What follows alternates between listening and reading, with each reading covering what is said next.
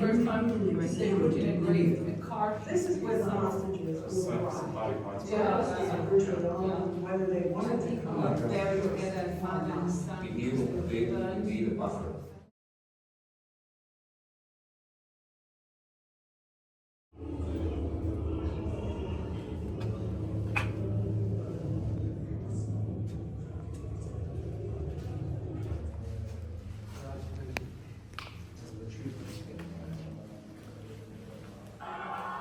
About 100 Israeli hostages.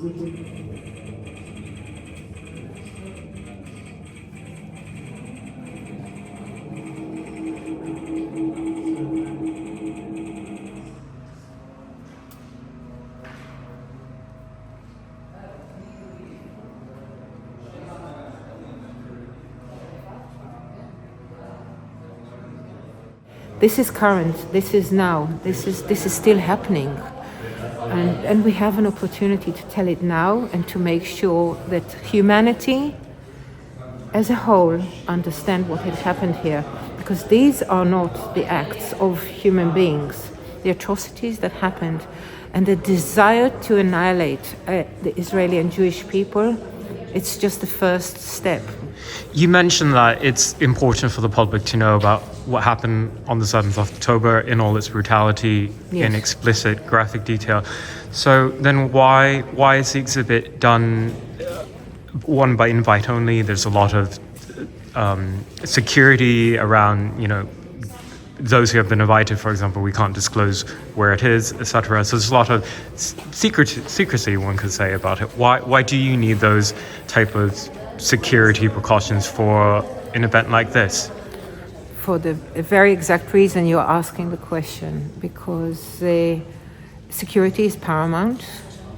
There are too many of those who might want to tamper with the exhibition. You don't need to be a genius to see what's been happening on the streets of London on Saturdays, almost every Saturday now.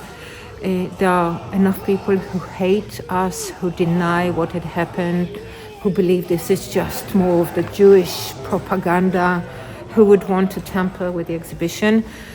I'm not saying that it wouldn't make sense to open this to the general public, and it still might, but we are a grassroots movement. It's us, private people, wanting to make a difference, trying our hardest. We have financed this out of our own pockets and a couple of private donors.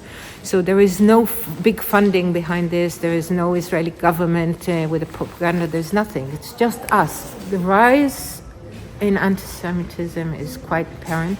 It's obvious. And I'm not a person that gets scared easily. I've lived here for 20 years now. I raised children in London. I know that there is always a concern amongst Jewish people and Israelis about antisemitism. I never used to be afraid of antisemitism. I still don't fear for my life, but there is a lot of hate in the streets, and hate can drive people to doing all sorts of crazy things. I know there are Jewish people who feel otherwise. They are more scared and they barely leave their homes. I don't feel that. But it's uncomfortable, and there is definitely an element of growing hate, and the ugly beast of hate has risen its head, and I don't know what will change it and how it will go back to the way it was. I don't know the answer to that.